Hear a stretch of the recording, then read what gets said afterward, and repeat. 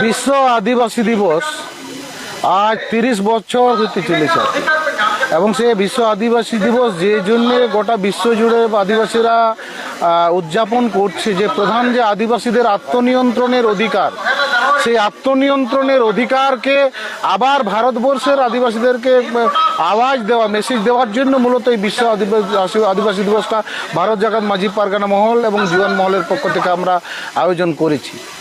গোটা ভারতবর্ষ জুড়ে যেভাবে আদিবাসীদের জমি, জল, জঙ্গলকে উজাড় করার একটা পরিকল্পনা চলছে, আদিবাসীদেরকে উচ্ছেদ করার যে একটা পরিকল্পনা চলছে, সেইটার এই আজ বিশ্ব আদিবাসী দিবসে আমরা তীব্রতার বিরোধিতা করছি।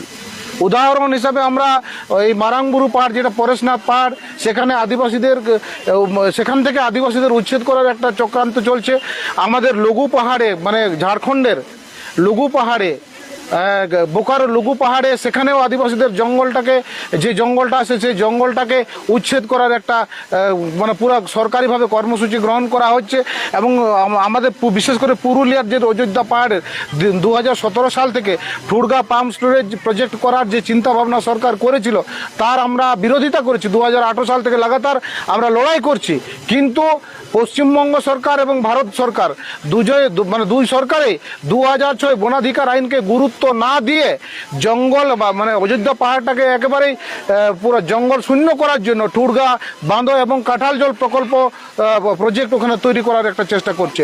2023-এ দাঁড়িয়ে যে বিশ্ব আদিবাসী দিবসটা আমরা উদযাপন করছি, এই জঙ্গলটাকে বাঁচানোর জন্য, অযোধ্যা পাহাড়কে বাঁচানোর জন্য, মারাংবুরু পাহাড়কে বাঁচানোর জন্য এবং লঘু পাহাড়কে বাঁচানোর জন্য এখানে মানে বড় একটা মেসেজ আদিবাসীদেরকে আমরা দিতে চাইছি।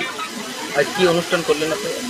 অনুষ্ঠান তো আদিবাসীদের নিয়ত অনুষ্ঠান ছাড়া আদিবাসীরা থাকে না। আদিবাসীরা কালচারাল জাতি, সংস্কৃতি জাতি, বিভিন্ন রকম অনুষ্ঠানের মাধ্যমে হয়, কিন্তু প্রধান যে আদিবাসীদের জল, জঙ্গল, জমির অধিকারটা, আজকে এই আওয়াজটাই আমরা ভারত জাগাত মাঝি পারগানা এবং জীবন মহলের পক্ষ থেকে সবাইকে দিতে চেয়েছি।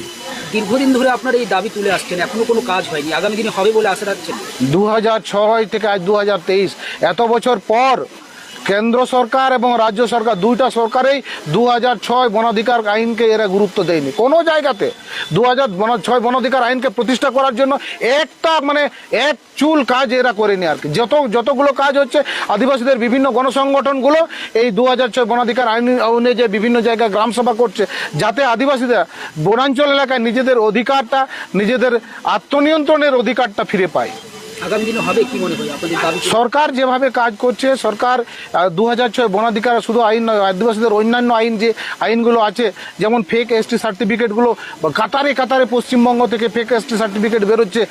তাছাড়াও মানে ST/SC যে অ্যাট্রোসিটি অ্যাক্ট, এটাকে দুর্বল করার জন্য সরকার বারবার ধাক্কা মারছে।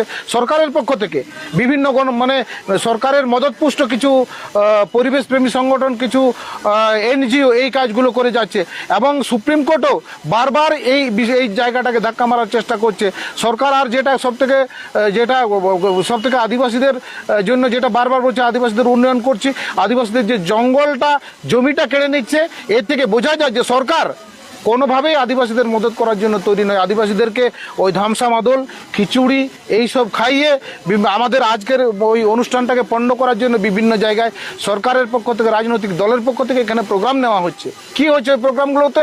শুধু মৌজ মস্তি ছাড়া কিচ্ছু হচ্ছে না। ওখানে কোথাও আদিবাসীদের অধিকারের কথা আলোচনা করা হয় না, কোথাও আদিবাসীদের সংস্কৃতি বাঁচানোর কথা আলোচনা করা হয় না, আদিবাসী সমাজকে বাঁচানোর কথা আলোচনা করা হয় না। একমাত্র আদিবাসী সংগঠনগুলো বিভিন্ন জায়গায় এই প্রোগ্রাম করে আজ আদিবাসীদের সচেতন করার একটা চেষ্টা চালাচ্ছে।